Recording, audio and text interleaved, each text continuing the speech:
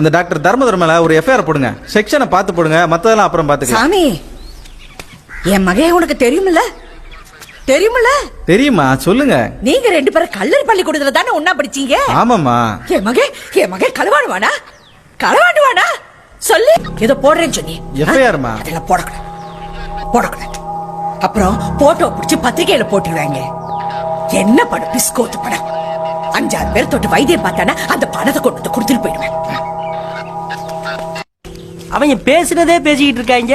நீ போட்டியே ஒரு லாப் பாயிண்ட். சேஷன் தொப்பிய பறந்துருச்சு.